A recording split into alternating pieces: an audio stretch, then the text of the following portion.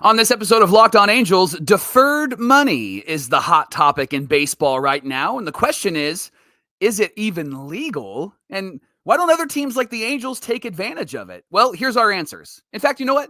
We're going to defer to the first segment. It's time to get locked on with Mike and John, and this is Locked On Angels.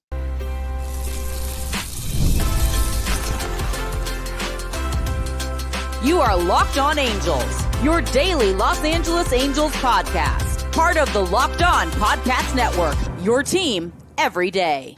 Thanks for making Locked On Angels your first listen of the day. You can find us anywhere you get your podcast, including Apple Podcasts, Spotify, and SiriusXM by searching Locked On Angels. And if you'd like to give back to the Super Halo Bros for all the Super Halo content, here's some things that you can do. Leave us a rate and a review on Apple Podcasts. If you're watching on YouTube, hit that thumbs up button. And if you're not subscribed already, please subscribe and become a Locked On Everydayer. And whether you're watching or listening, come over to YouTube and leave a comment. It's one of the best ways to get in touch with us and be a part of the conversation. And this episode of Locked On Angels is brought to you by FanDuel. New customers can place a $5 bet, and you'll get started with $150 in bonus bets if your first $5 bet wins. Visit FanDuel.com to get started. Happy Monday to you, and thanks for being here for this episode of Locked On Angels, where it's your team every day. You've got the Frisch Brothers here with you, a.k.a. the Super Halo Bros. My name is John, and that's my brother Mike. And my name is Mike, and that's my brother John. How was your weekend? Did you rest up from the holidays and the shopping and all that stuff? What do you say, Mike? It was a good weekend. I had 2 plates at Thanksgiving, and you know how we have the cousins hang that night, and they came over, and I watched because I was full and tired. The tryptophan kicked in, so it was great. How Don't blame you. Don't blame you. Yeah, it was a good weekend, staying home and made dinner and pretty successfully as well. So hey, we are in our third off season here at Locked On Angels. We're here 5 days a week until the week of December 15th. Then we'll drop down to 3 episodes a week. That's kind of our normal winter break. We'll do 3 episodes a week. We'll have some in-between content then, but this year is especially important, Mike, and this is something I haven't shared with our everydayers, but if you look over my shoulder here, if you're watching on the video side, Mike, for our audio listeners, would you describe? Yeah, John's leaning out of the way, and there is a baby bassinet in the back corner of the screenshot, which means, Johnny, is it a little bouncer? Which means, Johnny, what does it mean? I'm going to be a dad. Yes, you are. Congratulations. Now, our everydayers probably are not surprised by that because you have had dad jokes for the last 3 years on this show. And maybe you were just warming up for the reality of being a dad. But congratulations. We're excited for the baby to come. Thank you. Thank you. Yeah, baby's going to be here this month. So I will keep you guys posted on social media. But yeah, very, very excited. Held the secret for a really long time. I think people who saw my wife at the Ohapi Bowl, they knew. Mrs. Ohapi actually knows. Mrs. Logan's mom gave a lot of great motherly advice that day. So, okay, on to business. On today's show, deferral is the word of the week, and we're discussing if and when the Halo should take advantage of this CBA. Some call it a loophole. Obviously, it's in the rules, so there's nothing bad happening here. But first, Mike, how did the word defer enter our baseball vocabulary? Why don't you get us started? Yeah, let me reset the conversation. Obviously, Blake Snell signed with the Dodgers, not the Angels. That was a bummer, but it was a 5-year deal worth $182 million. Here's the details of that signing. He got a $52 million signing bonus and a $13 million a year in deferrals, so $65 million total. And so that means the 182 isn't actually 182 all at the same time. And it balances the contract out. So the average annual value is about $36.4 million. And signing bonuses don't count against the CBT number. It's only about 32 to 33 million against the Dodgers, luxury tax ledger.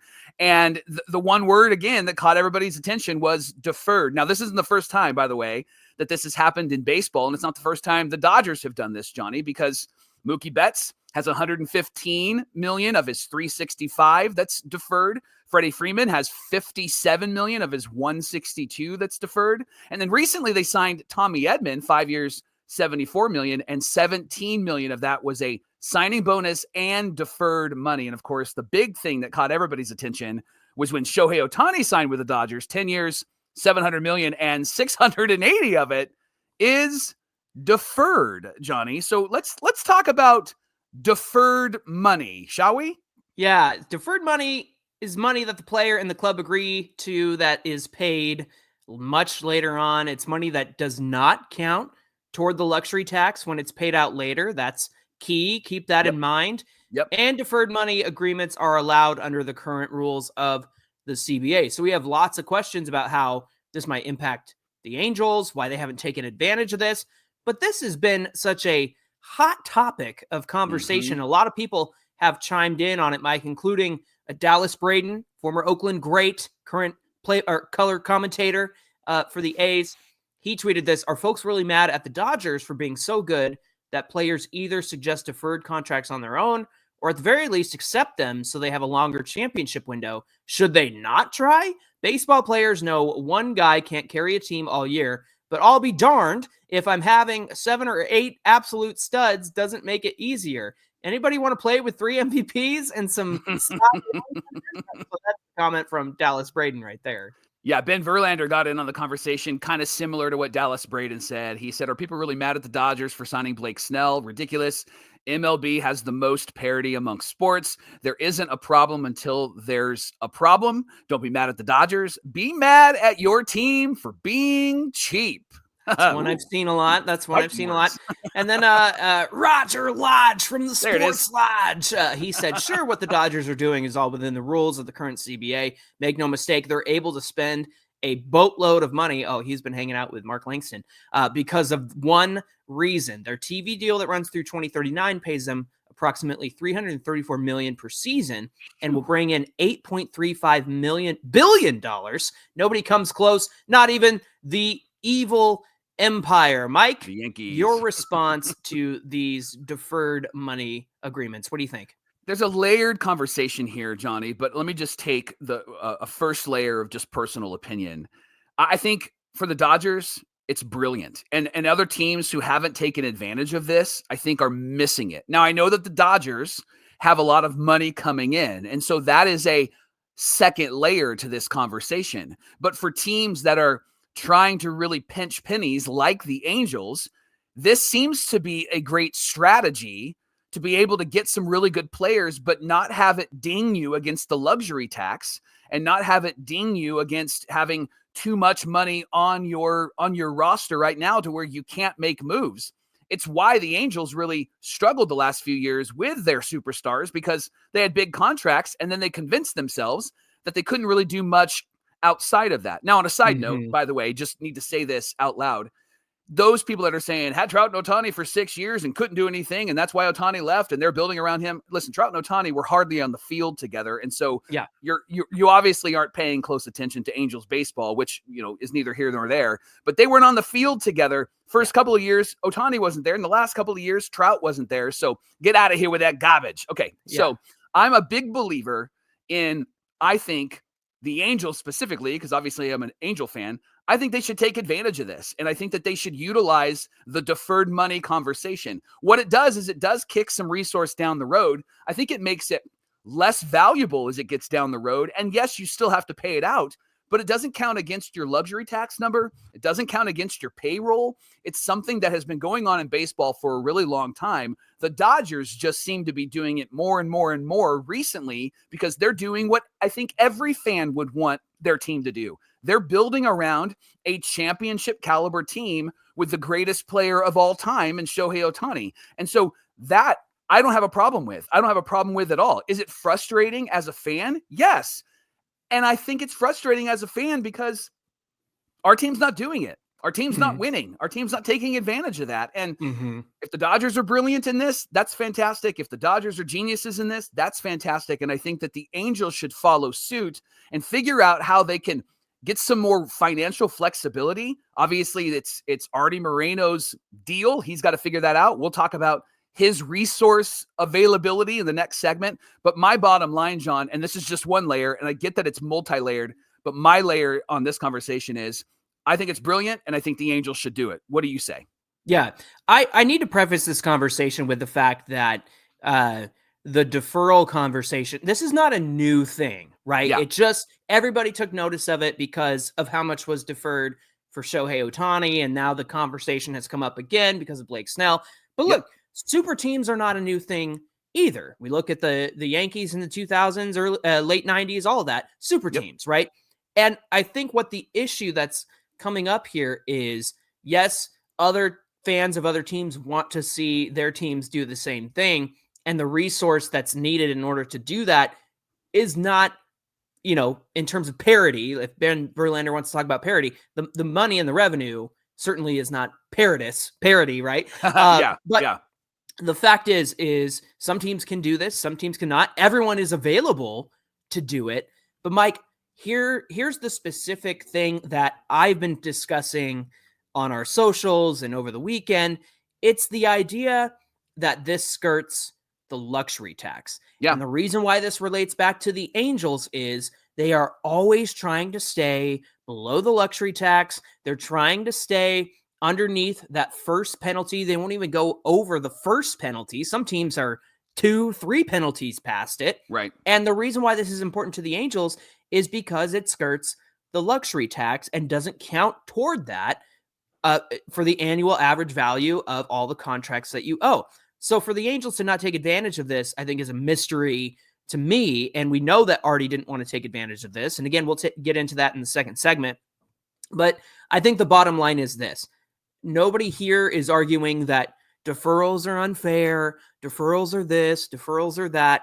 I think what I am discussing in terms of, 2 years from now, when they meet together for the collective bargaining agreement and have to renegotiate that, there is 120% going to be a work stoppage, because you have the large market teams, the small market team owners, and the players associations all hashing this out. Players probably want it. Large market teams want it. But small market team owners are going to put up a stink because they are not getting the money that's quote unquote owed to them by virtue of the luxury tax. The luxury tax money is dispersed among the small market teams. And so if there are large market teams who, one, have the payroll to do it, and two, are not paying, according to the rules, what they're supposed to give small market teams, you can bet your butt that small market teams who don't spend to be competitive, who try to, keep payrolls down and whatnot, they are going to complain about every last penny that they are not getting because of these rules. And so whether they change these or not in 2026, when the new CBA comes up, I think it's going to be a huge point of contention, because you already have cheap owners cheaping out on their roster and their resource. They're crying poor, they're small market, and they're not getting the money that large market teams owe them. You can't tell me that that's not going to be a huge point of contention and possibly lead to a work stoppage in 2026, right? Well, and what the Dodgers are doing right now is they are over the luxury tax. They're over the first penalty for sure, but that they're keeping themselves underneath the second or the third penalty intentionally, because that gets into the hundreds of millions of dollars, especially not to mention draft picks and all that stuff. And especially if you're over it regularly, right? And so that's why they've been able to skirt that with this deferral money. And it's not sour grapes from teams that have cheap owners. It's cheap owners who are going to throw a fit about this because they aren't getting their money in their pocket. And I guarantee you, one of those people that will probably throw a fit would be Arte Moreno, because he wants all the money in his pocket. He has proven to be somebody that has this company, has this organization as a money-making organization. And so he'll throw a fit. He's going to throw a fit. Well, but that's the thing is, the Angels, and this is why we don't have a dog in this fight. The Angels are a large market team, so they don't benefit from luxury tax penalties from teams like the Dodgers. So for us, it's like, we don't care. The only thing we'd like to see is them maybe implement it. But the fact is, this is going to be a serious, huge point of contention. And I've had people bring up the Yankees, and we're going to address the Yankees in our third segment, and we'll get into why haven't the Angels done this in our second segment. We want to thank you for making Locked On Angels your first listen of the day. And coming up on Locked On Angels, could the Angels take advantage of this? If they could, why haven't they done so already? We'll get into that coming right up.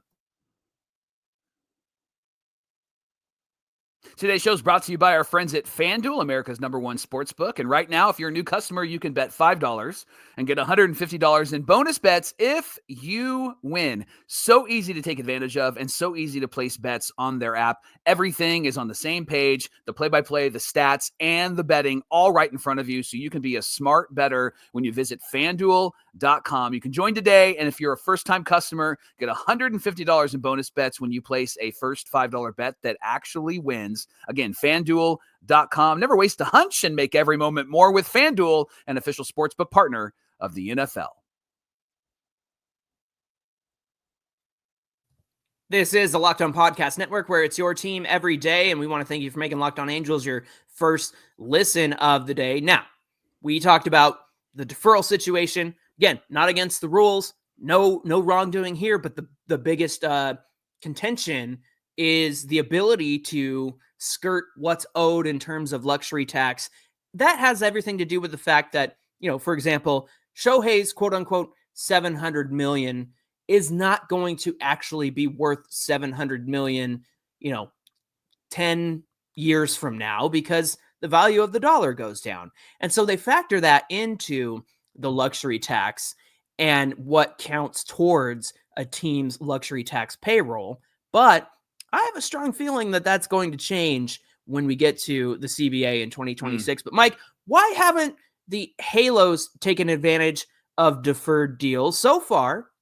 This hasn't been a practice for the Halos. They haven't commented on why. So we wondered what would happen if they did. And in order to answer this question, we need to look at the resources, and specifically Arte Moreno's resources. First, last year, Forbes named him as the richest person in Arizona. He has an estimated net worth around $4.8 billion.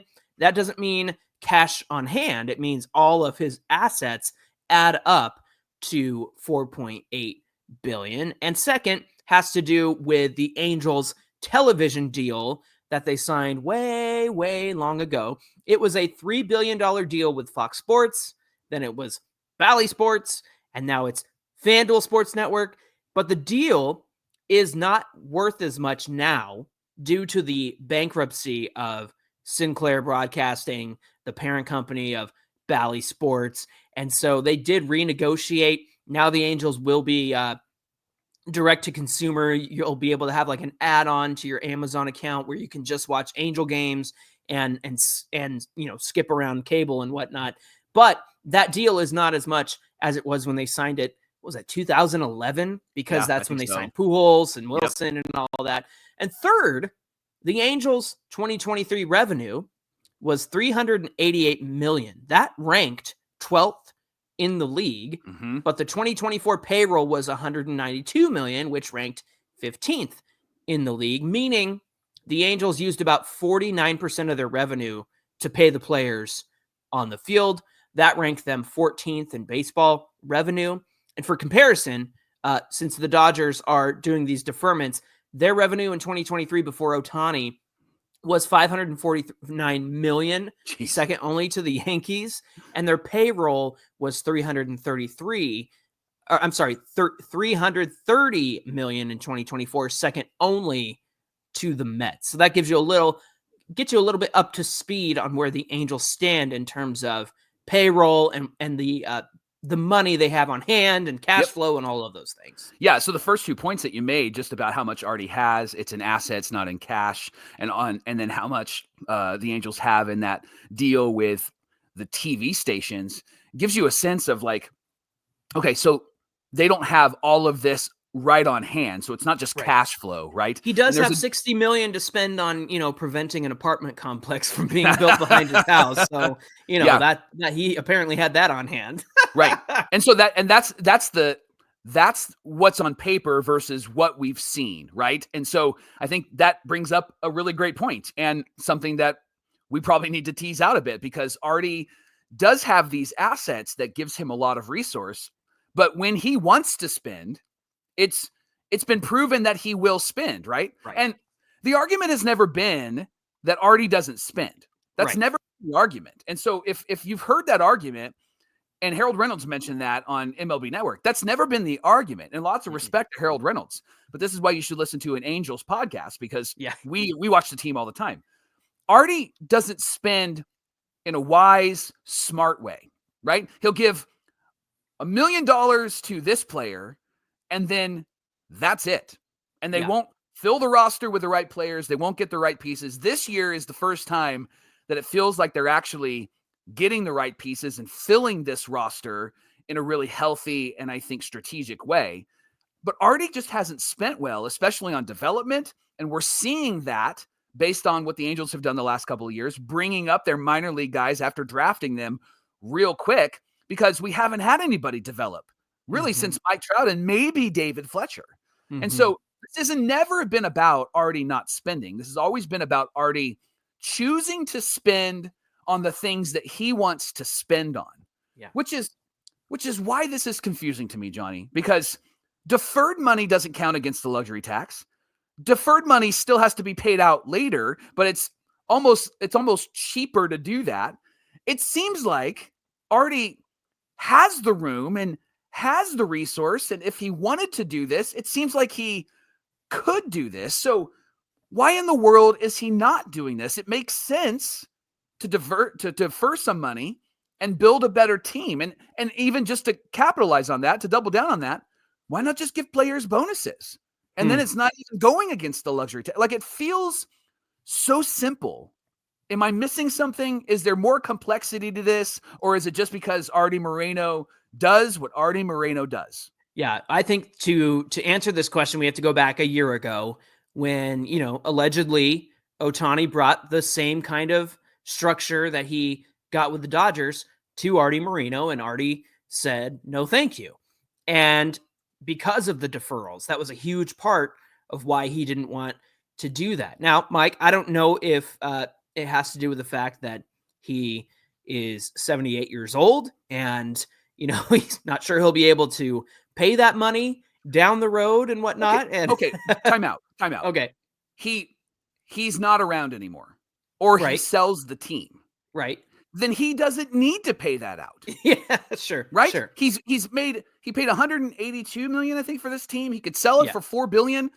If he's not around anymore, he doesn't need to pay it out. So that's the thing that's confusing to me, is that you're not even going to be on the hook for sell the team and you'll be fine, right? You're 78. Maybe God forbid you pass away or something, right? Like, you're not probably going to be on the hook for that. So kick it down the road so that Joe Lacob can buy this team and pay it later on, right? Well, they do have to make investment. There are like investments accounts, escrow accounts, and things like that. So that's the thing is, I know we talk about kicking this down the road, but like the money is being invested. Like it's being put somewhere, right? Yeah. And so it makes me think like, are you able to put that money anywhere? Is there an issue with that? Like, are you scared? And here's what I think, Mike.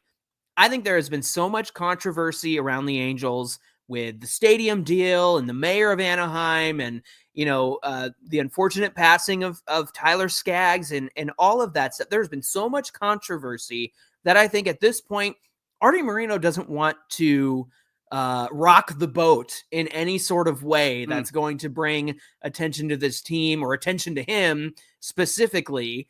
And so I think he's just trying to be as by the book and deal in quote unquote real numbers as possible. This is just me making assumptions because if your entire goal is to stay under the luxury tax and not have to face the penalties that come along with it, then defer some money. I mean, look, if they wanted to, we talked about this last Friday. If they signed a Corbin Burns, we talked about how, well, in order to sign somebody like Corbin Burns, you're going to have to trade some payroll and get that off the books. And then also that's going to lower them under the luxury tax so that they can fit under that with Corbin Burns. If you deferred some money for Corbin Burns or what have you, and they agreed to that, then you're under the luxury tax. So it really is just mind-boggling to me why they haven't done this. And then you brought up the bonuses as well. And I just think like we are headed towards something that, not a lot of people seem to be worried about right now. I know that national writers are concerned about it. I know writers like Ken Rosenthal are concerned about it.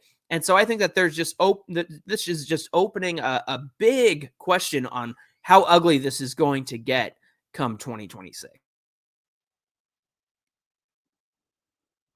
Today's show is brought to you by our friends at Gametime. They're obsessed with finding ways to help you save money, and you don't even need any deferrals. With last-minute ticket deals on their app, you can save up to 60% on all sorts of things: sports, concert, comedy, theater, and so much more. Johnny, my wife purchased some tickets on Gametime just recently. It's an early birthday present for me. We are going to see Back to the Future on stage. Did you know that it was on stage? I knew they had that. That's awesome. And so that's an early gift for me. We got it on Gametime. She used our promo code.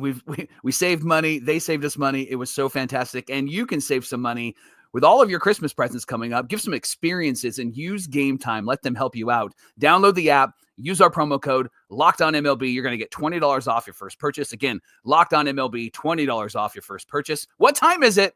Gametime. All right, Mike, over the weekend, having this conversation about deferrals and the CBA and what it might mean and luxury tax. One argument against all this spending is the payroll discrepancy between the Dodgers and other teams. And some fans out there feel like it's the haves and the have-nots, right? But this is not the first time that this has been discussed, right? Yeah. This has happened before with the Yankees. The evil empire, right? Like the That's Darth why Vader they're empire. the evil empire. Right. Some of the largest gaps between the top spending team and the second team happened with the Yankees in the mid to late 2000s. In 2005, the Yankees had a payroll of $205 million. Team number 2 was $121 million. The gap was a 69% gap. 2006, the Yankees spent $194 million. The second team spent $120 million. The gap was 61%. And it continues. 2008, they spent $209 million. And 2009, they spent $201 million. The gap those years was 52% in 2008 at $137 and 49% at $135 million. So there have been teams that have huge payroll numbers, and then the second team or the third team were so far behind them. So this isn't the first time that this has happened. This isn't the first time that this has taken place. In fact, you had somebody arguing, I think, with you on Twitter under the Super Halo Brothers handle, and they brought up, did they bring up the Yankees or what did they bring up to you? No, nobody got mad at the Yankees when they spent in the late 90s and early 2000s. I was like, what? Yeah. Nobody got mad at the Yankees? What are you talking about? And that was a Dodger fan, I believe. I'm assuming Dodger fan. Yes. And here's something that just affirms you. You have said on this show often that a lot of the Dodger fans are recent Dodger fans. That just affirms, like, you guys haven't been paying attention to baseball. Right. Yes, there were fans that were irritated with the Yankees in the early 2000s and in the 90s. This has been a conversation in baseball forever and ever and ever and ever and ever. Welcome to baseball. Welcome to being a fan. This is a conversation that's not just about your team. This is a conversation that has happened in baseball since the beginning of payrolls and luxury taxes and all of that. So that to your point, that's been the frustrating part of this conversation.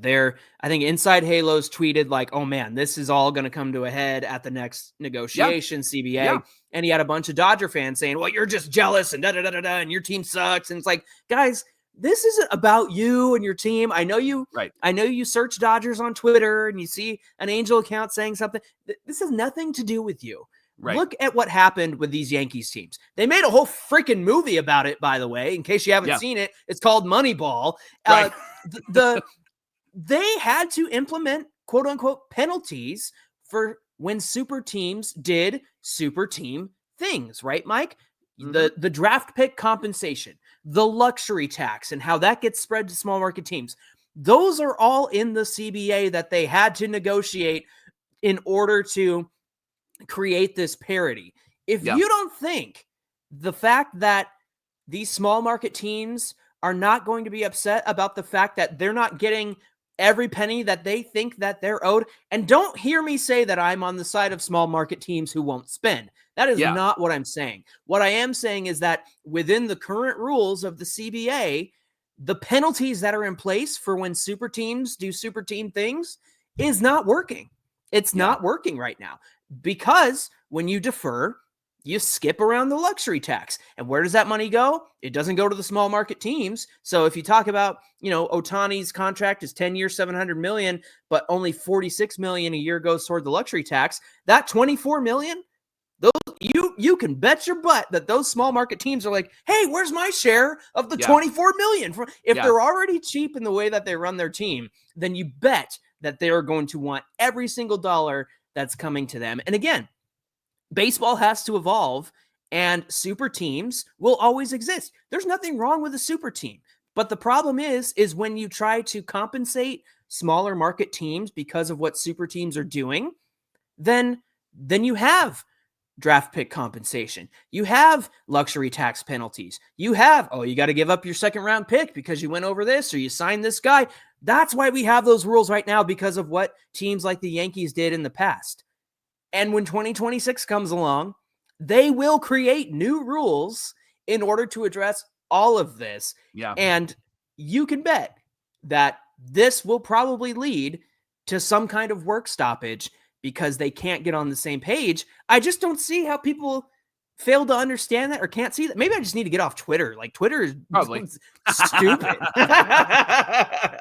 Like the smarts, like, use your brain for a second. Yeah. Like, if you don't see how this is going to blow up between all of these like very volatile pieces, then it's all going to be an issue come 2026. And I am just trying, all I've tried to do this weekend, Mike, is try to explain why I personally believe and why Inside Halos also thinks that this is going to come to a head at the CBA.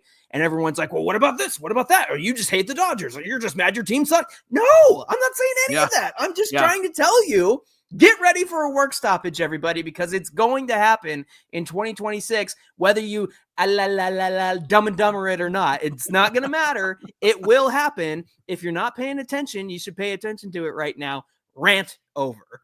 Hey, thanks for making Locked On Angels your first listen of the day. Now, for your second listen, you can check out Locked On MLB. Our host, our friend Soli, is the host of that, and he's going to bring some humor and some baseball and keep you updated on every rumor and story throughout the offseason. Find his show on YouTube or wherever you listen to podcasts. I'm going to be a dad soon. I can't be doing this all the time. I can't be educating people out there, and then they refuse to listen. All right.